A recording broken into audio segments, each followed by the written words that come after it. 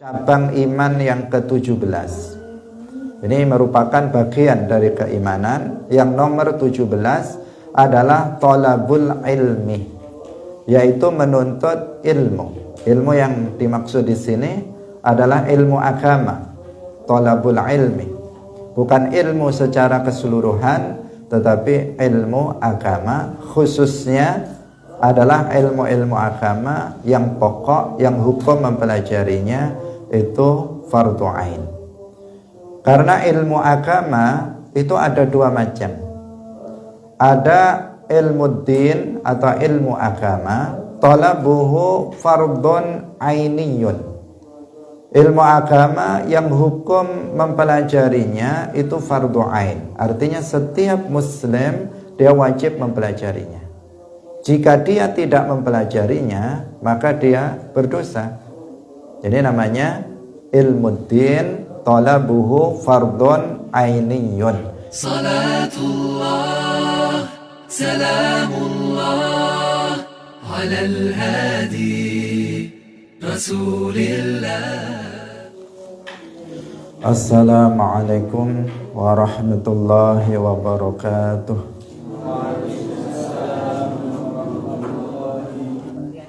Hadirin rahimakumullah, mari kita mengikhlaskan niat kita ngaji lillahi ta'ala. As-sabi'a asyara utawi kang nomor 17 min syu'abil iman iku talabul ilmi nuprih ilmu. Wa huwa lan utawi ilmu iku ma'rifatul bari'i ngaweruhi Allah al-bari' ta'ala. Wa malan perkara jaa kang wis teka apa ma min indillahi saking Allah. Wa ilmun nubuwati lan ngaweruhi kenabian. Wa malan perkara tamayyaza kang dadi beda bihi kelawan ma sapa annabiyyu nabi an ghairihi saking saliyane nabi. Wa ilmu ahkamillahi ta'ala lan ngaweruhi pira-pira hukume Allah ta'ala. Wa aqdiyatihi lan pira-pira permasalahane ilmu ahkamillah. Wa ma'rifatu malan ngaweruhi perkara tutlabu kang den nuprih apa al ahkamu pira-pira hukum minhu saking ma kal kitabi kaya al-Qur'an, al-kitab, was sunnati lan sunnah, wa syurutil ijtihadi lan pira-pira syarate ijtihad. Wal Qur'an lan utawi al-Qur'an, wal hadis lan hadis iku mashkhunani dan penuhi karone bi fadilatil ilmi kelawan keutamaane ilmu, wal ulama'i lan keutamaane ulama. Qala wasdawu sapa Allahu Allah ta'ala innama yakhshallaha min ibadihil ulama. Innama yakhsha angin pestine wedi Allah ing Allah min ibadihi saking pira-pira kaulane Allah sapa al ulama'u pira-pira ulama.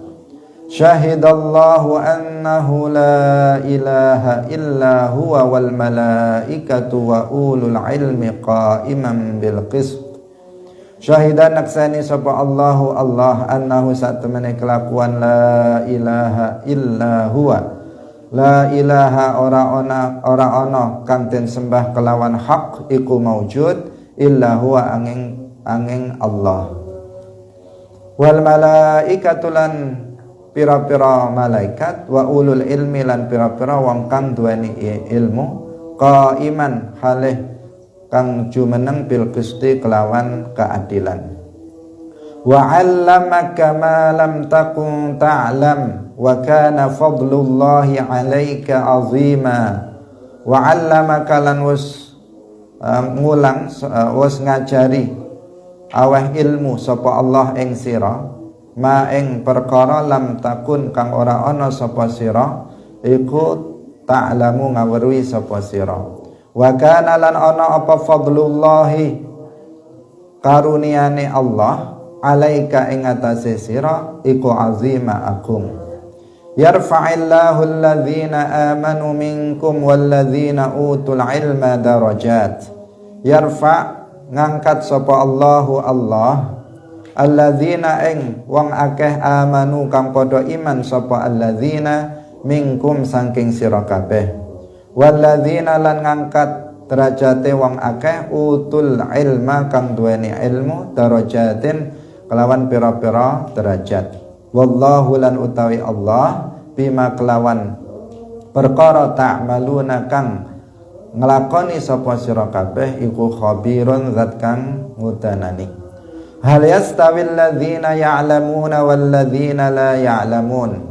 Hal yastawi ora padha sapa alladzina wong akeh ya'lamuna kang padha duweni ilmu sapa alladzina wal ladzina lan wong akeh la ya'lamun kang ora duweni ilmu sapa alladzina.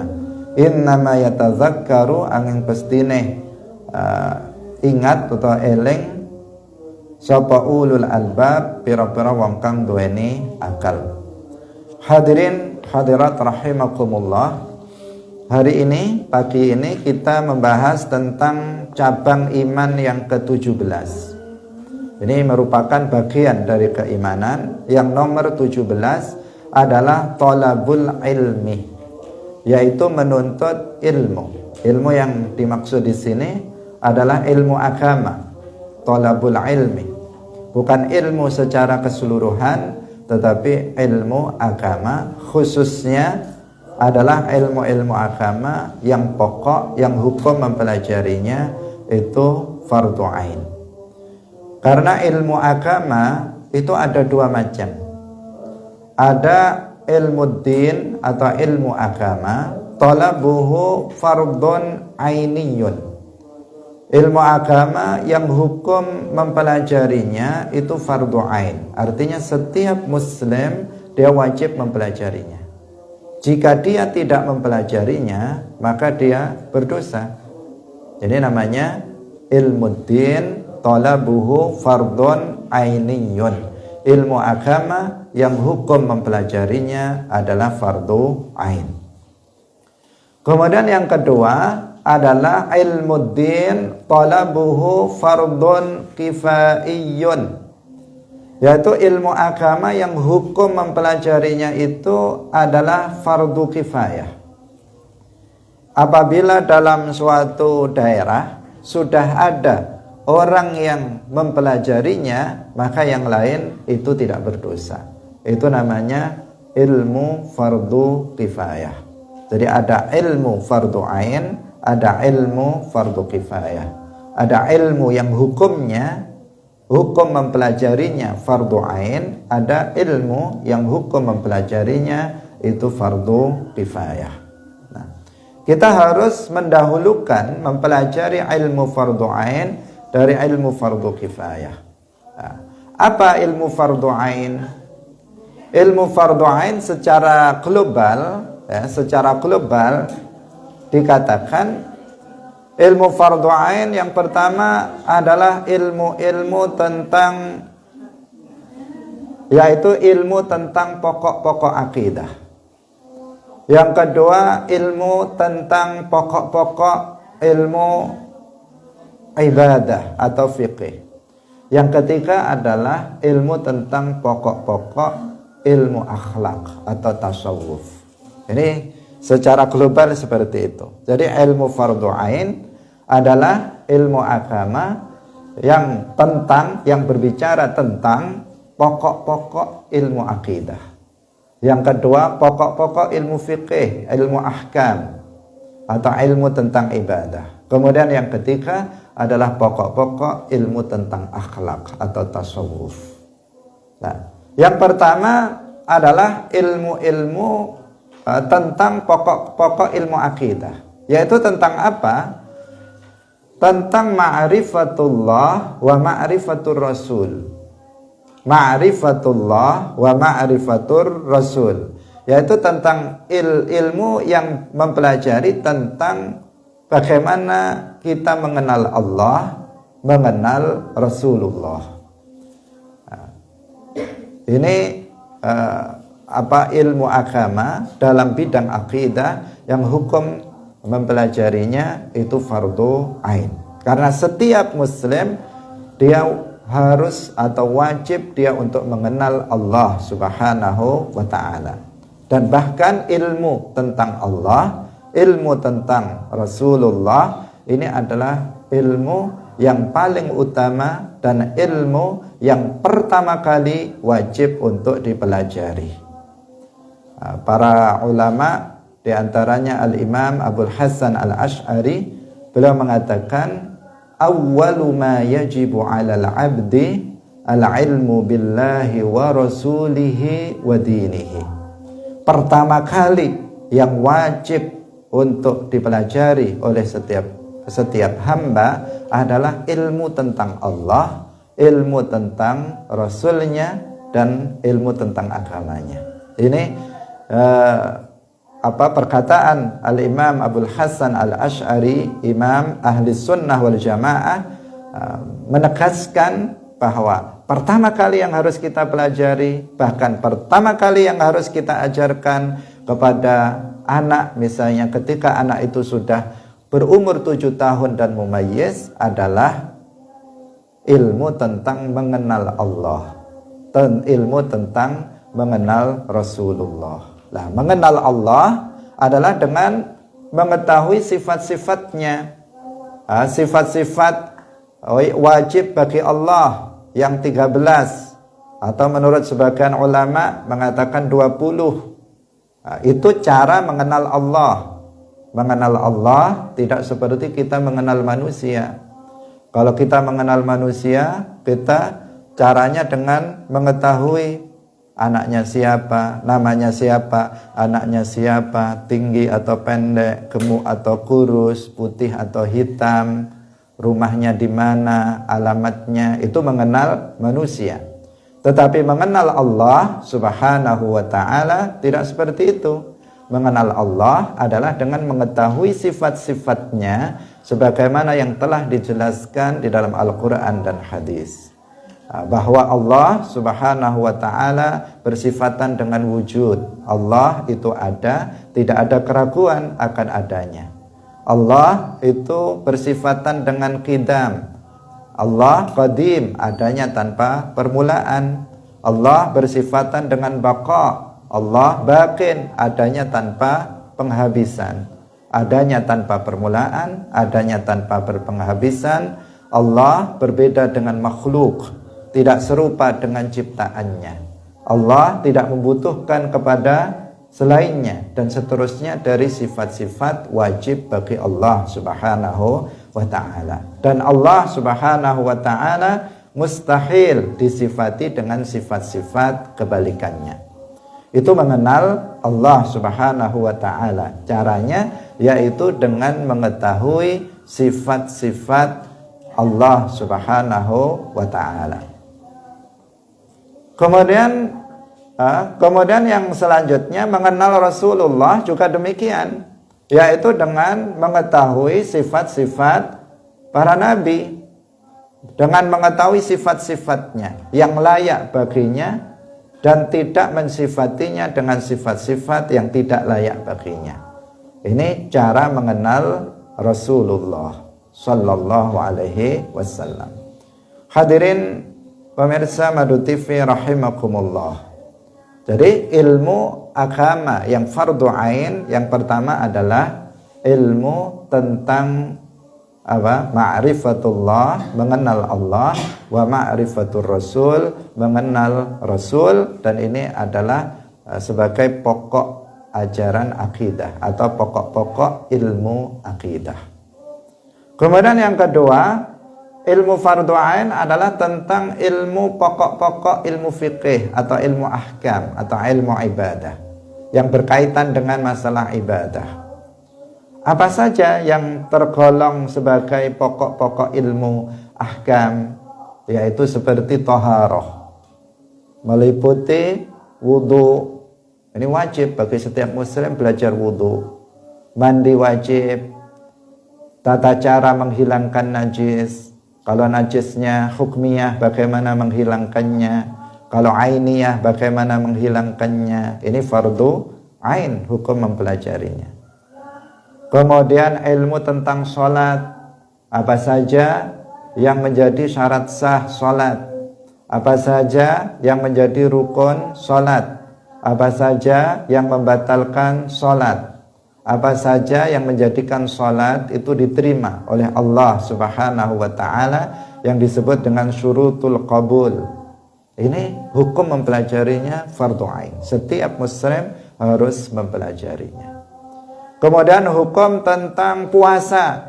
Puasa, mempelajari hukum tentang puasa juga wajib. Apa yang disebut puasa? Apa rukun puasa? Apa saja yang membatalkan puasa? Ini hukum mempelajarinya juga wajib. Karena kita seorang muslim, setiap muslim diwajibkan pada bulan Ramadan untuk melakukan puasa Ramadan. Maka wajib bagi kita untuk mempelajari ilmu tentang puasa. Hadirin rahimakumullah. Kemudian ilmu tentang zakat, apabila seseorang itu telah memiliki mal zakawi, harta yang wajib dikeluarkan zakat dan telah memenuhi ketentuan-ketentuannya, maka dia wajib ain untuk mempelajari ilmu tentang zakat. Haji, bagi orang yang telah mampu untuk melakukan haji, maka dia wajib mempelajari ahkamul hajj, karena dia telah mampu untuk melaksanakan haji. Ini contoh-contoh ilmu fardu ain yang harus dipelajari.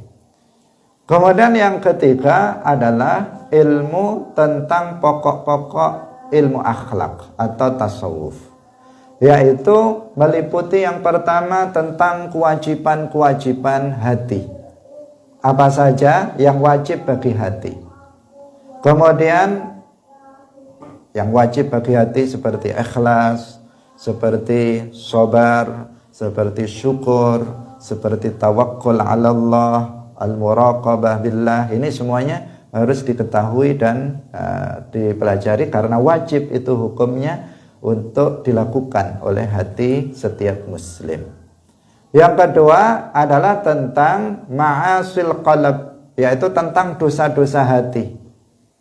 Tentang dosa-dosa hati. Ini juga wajib untuk dipelajari, agar kita bisa membersihkan hati dari dosa-dosa hati seperti riya, seperti ujub, seperti kibar, seperti hasad, seperti hiqad dan sebagainya. Kita bisa membersihkannya, kemudian kita bisa menghiasi hati kita dengan kewajiban-kewajiban hati, dengan ikhlas, dengan muraqabah, dengan ridha dan seterusnya.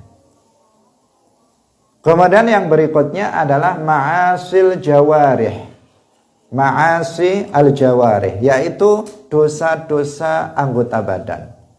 Dosa lisan, dosa mata, dosa telinga, dosa tangan, dosa kaki, dosa kemaluan, dosa perut. Ini wajib hukumnya untuk dipelajari juga. Nah, ini hukum mempelajari semua yang saya sebutkan tadi, mulai dari pokok-pokok ilmu akidah, pokok-pokok ilmu fiqih, kemudian pokok-pokok ilmu akhlak atau tasawuf, hukumnya wajib ain bagi setiap muslim untuk mempelajarinya. Artinya, apabila ada seseorang tidak mempelajarinya, maka dia berdosa. Saya ulangi lagi, apabila ada orang belum belajar ilmu ini, maka dia akan berdosa. Di akhirat akan ditanyakan. Di akhirat kita akan mempertanggungjawabkan apakah kita sudah mempelajari ilmu fardu ain ini atau belum. Jika belum, maka dia yastahiqul azab. Jika dia berhak untuk mendapatkan azab. Jika Allah tidak mengampuninya, maka dia akan disiksa di akhirat. Jika seseorang tidak mempelajari hal-hal yang tadi telah kita sebutkan, yaitu ilmu yang disebut dengan ilmu fardu ain. Bisa dipahami? Nah, selanjutnya yang kedua adalah ilmu fardu kifayah, yaitu ilmu agama yang wajib dipelajari dalam suatu daerah oleh sebagian. Nah, oleh sebagian Muslim, jika dalam suatu daerah sudah ada sebagian umat Islam yang mempelajarinya, maka yang lain itu tidak berdosa. Seperti misalnya bahasa Arab, nahwu, shorof. Ini hukum mempelajari fardhu ain. Jika di kampung ini sudah ada yang mondok belajar bahasa Arab, belajar nahwu, shorof, maka yang lain kalau tidak belajar maka tidak berdosa.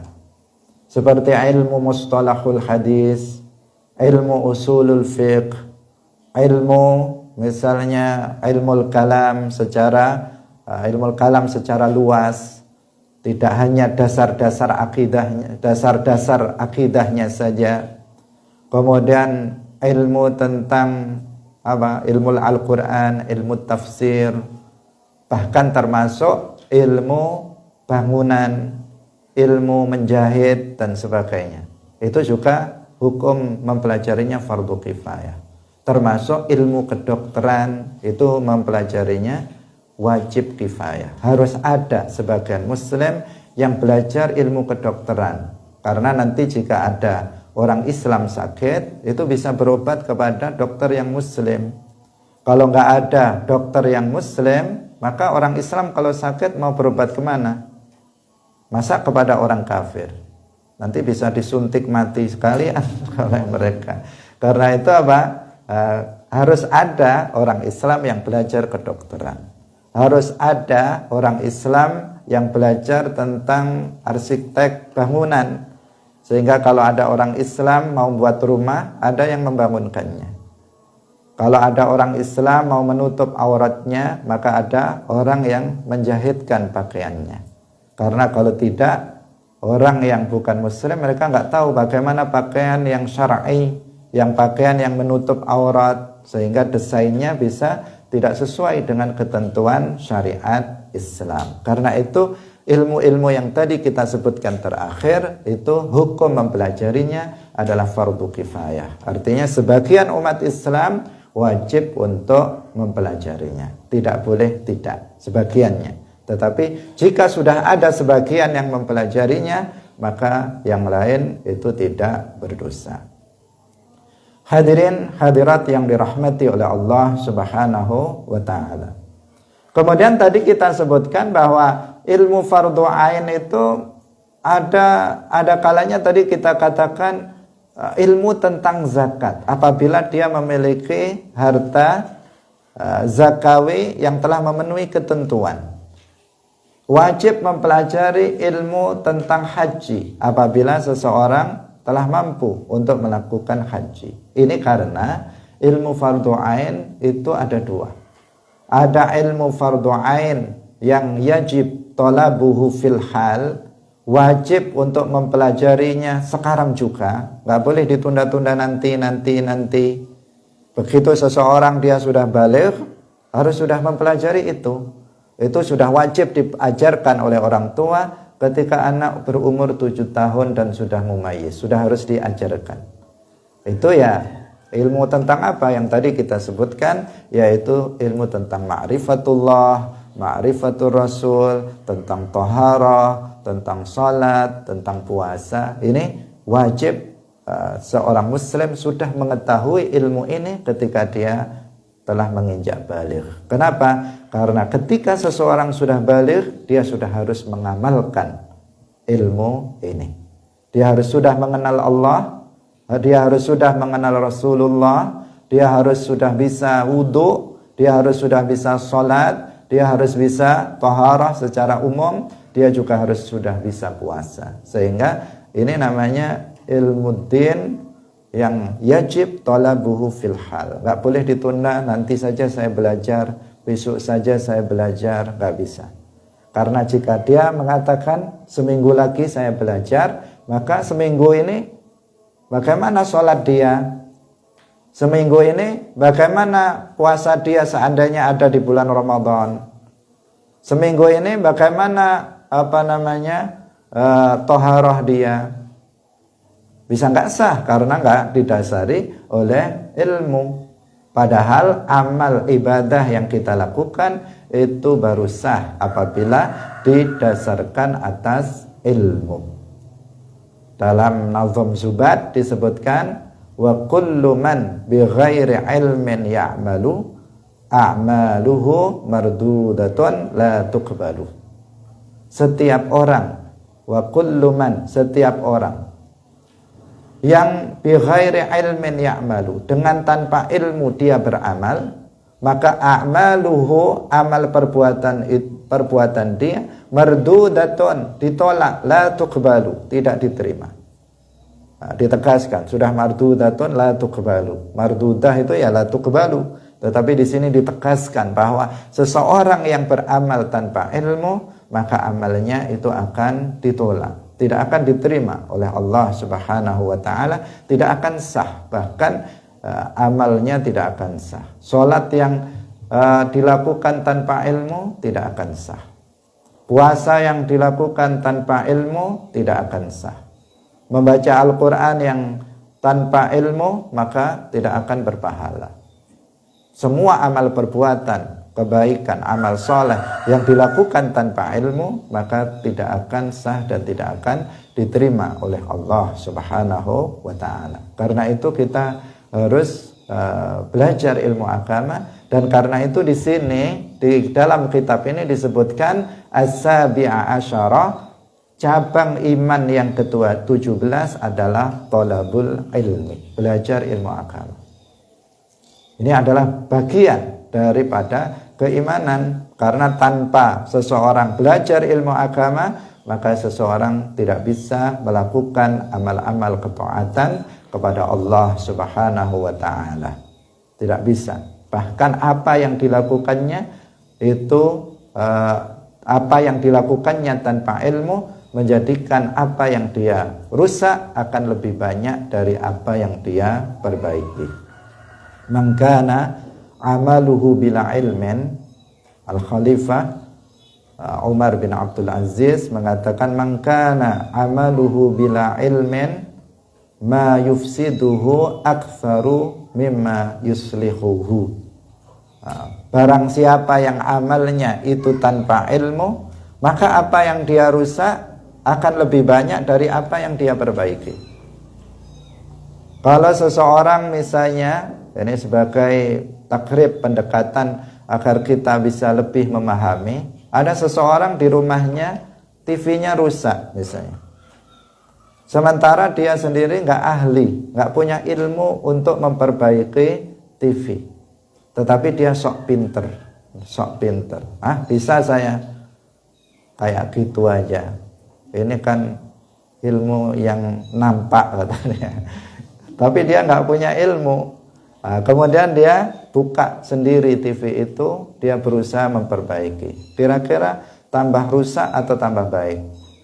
Pasti tambah rusak. Yang seharusnya tadi kalau di tangan orang yang berilmu sebenarnya rusaknya sedikit, cuman kabelnya putus sedikit, tinggalnya tek sudah bisa. Tapi karena dia otak-atik sendiri, akhirnya udah nggak bisa diperbaiki lagi, hancur TV ini gara-gara berada di tangan orang yang tidak berilmu. Demikian juga sholat, puasa, membaca Al-Quran, azan, zikir, dan sebagainya. Dari amal-amal perbuatan yang apabila dilakukan oleh orang tanpa ilmu, maka ini yang dia rusak lebih banyak daripada apa yang dia perbaiki. Bukannya dia mendapatkan pahala, justru dia akan berdosa karenanya. Sehingga dalam hadis itu disebutkan, ini salah satu penyebabnya adalah karena dilakukan tanpa ilmu. Di bulan Ramadan sering disebut hadis ini. Rubba shaimin laisa lahu min siyamihi illal ju' wal 'atash. Betapa banyak orang yang berpuasa, tetapi dia tidak mendapatkan apa-apa dari puasanya, kecuali yang dia dapatkan hanyalah lapar dan dahaga. Hanya lapar perutnya, kalau sudah sore misalnya lapar, dahaga, haus, itu yang dia dapat. Tetapi dia tidak mendapatkan pahala dari puasa yang dilakukannya. Kenapa? Karena diantaranya salah satu penyebabnya adalah karena dia berpuasa tanpa ilmu. Mungkin dia nggak tahu kapan datangnya waktu subuh, atau mungkin dia nggak tahu kapan datangnya waktu maghrib.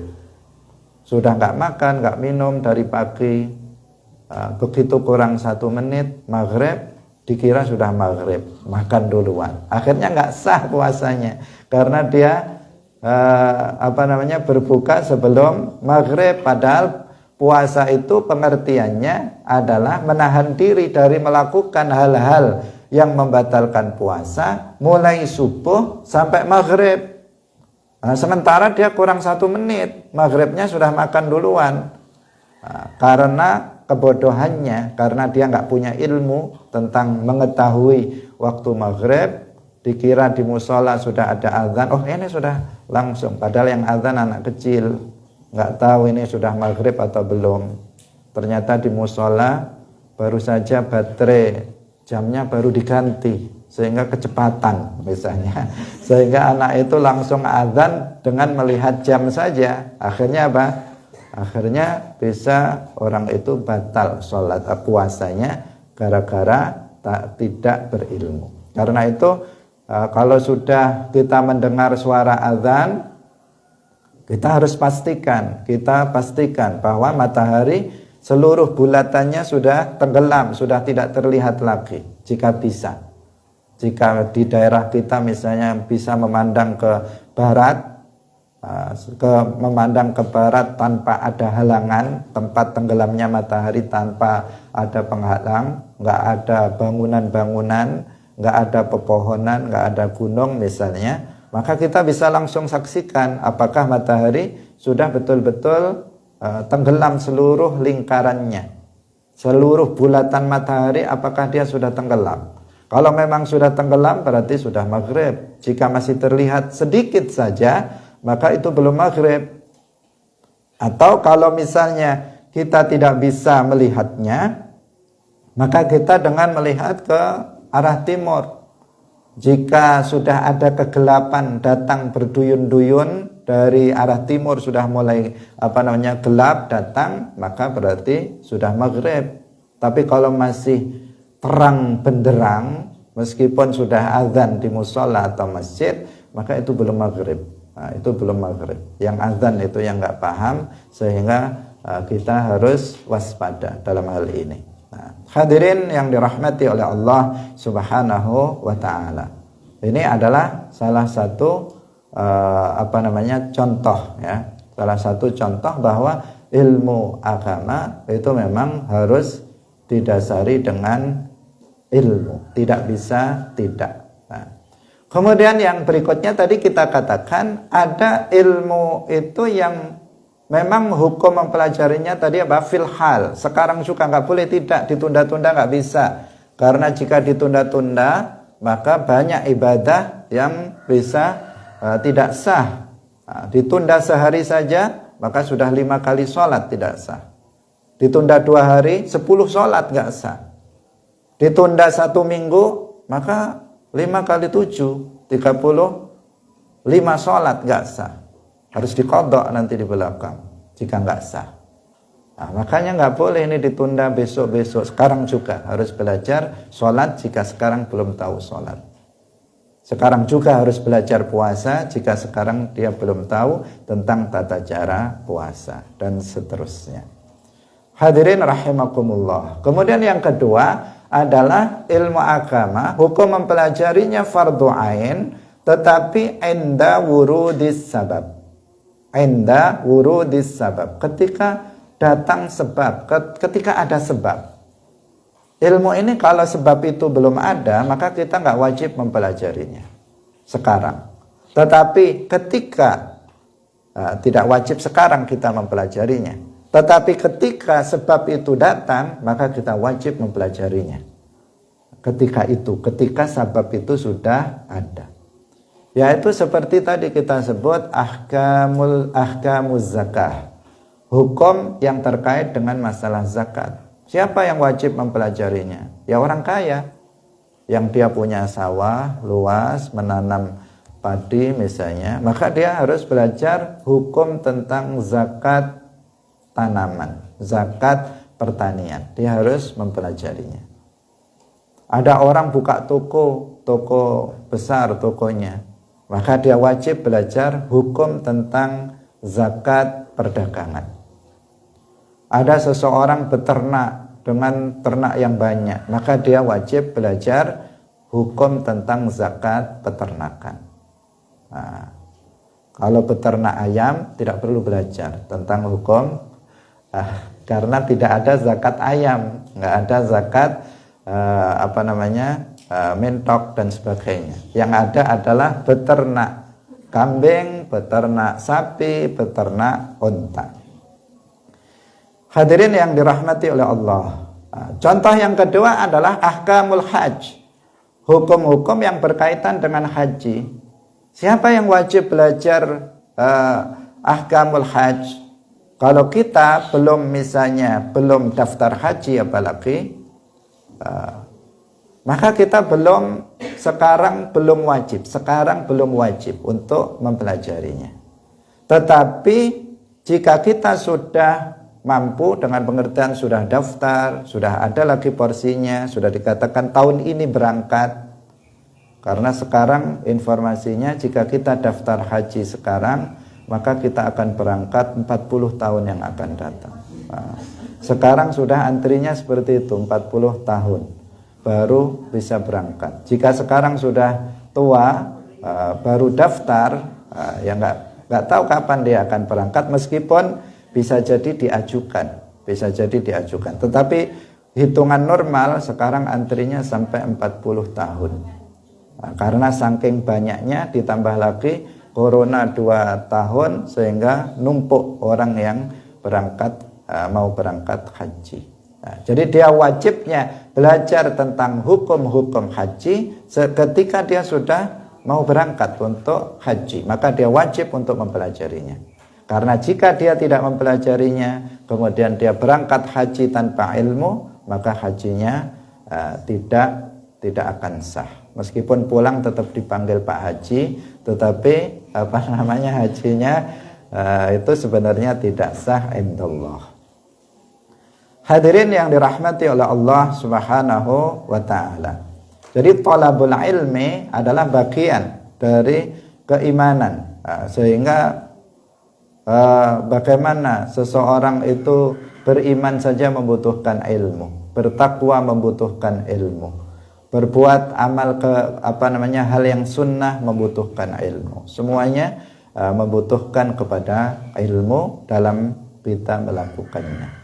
Maka menghadiri majelis ilmu adalah salah satu bentuk ketaatan yang paling agung. Di antara bentuk ketaatan yang paling agung adalah menghadiri majelis ilmu agama.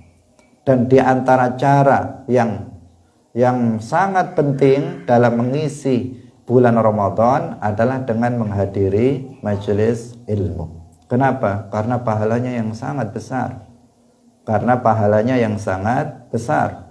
Maka para sahabat ketika masuk bulan Ramadan, mereka membuka majelis ilmu di tempatnya masing-masing. Para kiai di pondok-pondok pesantren memang sekolahnya diliburkan. Secara formal diliburkan, tetapi ngajinya libur apa enggak? Bertambah. Bahkan para kiai di pondok pesantren bisa hampir 24 jam ngaji. Habis zuhur ngaji, habis asar ngaji, habis maghrib waktunya sempit pun ngaji, habis taraweh ngaji, kadang tengah malam masih ngaji lagi. Itu waktu duha ngaji dan seterusnya. Kenapa mereka melakukan itu? Karena ini adalah amalan yang sangat bermanfaat, yang sangat utama dalam mengisi bulan Ramadan, karena pahalanya yang sangat besar. Dalam hadis yang sering kita sampaikan dalam majelis ilmu ini, agar kita ingat dan kita termotivasi untuk senantiasa istiqamah dalam menghadiri majelis ilmu, yaitu sabda Rasulullah terhadap Abu Dzar bahwa beliau bersabda, ya Aba Dzarrin la anta ghduwa wa tata'allama baban minal ilmi khairun laka min an tusalliya alfa raq'ah. Wahai Abu Dzar, jika kamu keluar rumah untuk belajar satu bab ilmu agama, satu bab wudu misalnya, bab sholat, satu bab saja ilmu agama, maka itu lebih baik bagi kamu daripada kamu sholat sunnah 1000 rakaat. Kita sholat tarawih di bulan Ramadan itu berapa rakaat? 20 rakaat. Karena nggak ada sholat tarawih 8 rakaat, nggak ada. Sholat tarawih 10 rakaat, nggak ada. Sholat tarawih itu 20 rakaat, di mana-mana juga 20 rakaat. Kalau 8 rakaat namanya bukan tarawih. Nah, bukan tarawih. Boleh apa enggak sholat tarawih 8 rakaat? Nah, itu bukan tarawih, boleh dilakukan tetapi itu bukan tarawih. Niatnya bukan tarawih, tetapi niatnya adalah qiyamu Ramadan. Misalnya saya kok capek, misalnya mau 20 rakaat, saya tak sholat 8 saja, boleh. Tapi niatnya bukan usolli sunnatat tarawih, tetapi usolli sunnata qiyami Ramadan. Nah, saya niat sholat sunnah qiyami Ramadan, sholat sunnah di malam Ramadan. Boleh 2 rakaat, boleh 4 rakaat, boleh 6 rakaat, boleh 8 rakaat, boleh 10 rakaat, boleh 20, boleh 100 rakaat, terserah. Sholatul lail masna masna. Nah, sholat malam itu 2 rakaat, 2 rakaat, 2 rakaat, 2 rakaat. Fa idza khasyitum as-subha falyutir. Jika kalian takut datang subuh, maka ditutup dengan sholat witir. Ini apa? Ini qiyam Ramadan boleh. Tetapi kalau tarawih 20 rakaat, bukan berapa? Bukan 8. Karena tarawih itu jamak dari tarwihah, artinya istirahat. Kenapa disebut tarawih? Karena umat Islam ketika mereka melakukan sholatut tarawih, setiap 4 rakaat mereka itu istirahat. Tarawih jamak dari tarwihah, artinya istirahat, karena setiap 4 rakaat itu istirahat. Nah, kalau jamak itu berarti lebih dari 3 atau lebih. Nah, batas minimalnya berapa? 3 atau lebih. Berarti kalau tarawih istirahatnya 3 atau lebih, ya kan? Kalau 20 rakaat berarti 20 bagi 4. Istirahatnya ada berapa? Ada 5. Istirahatnya ada 5. Sudah mencukupi apa enggak? Sudah mencukupi sebagai disebut tarawih. Sudah jamak 5. Kalau 8, istirahatnya berapa kali? Istirahatnya cuma sekali. 4 istirahat, 4 sudah selesai. Berarti bukan tarawih, namanya tarwihah.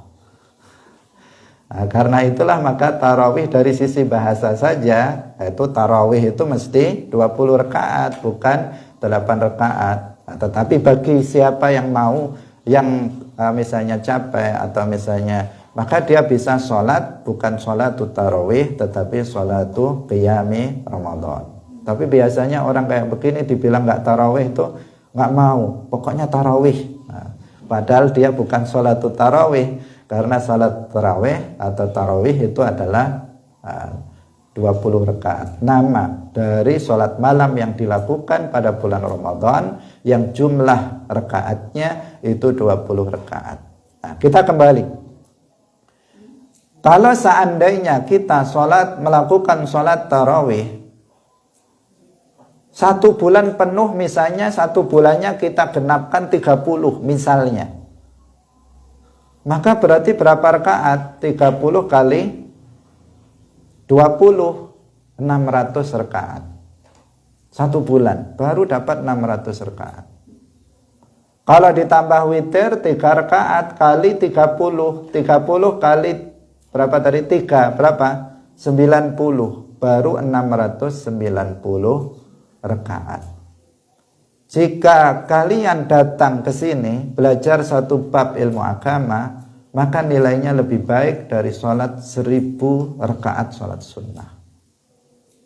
Lebih baik dari 1 bulan full. Nah, tapi jangan kemudian, oh kalau begitu kita nggak usah tarawih aja lah.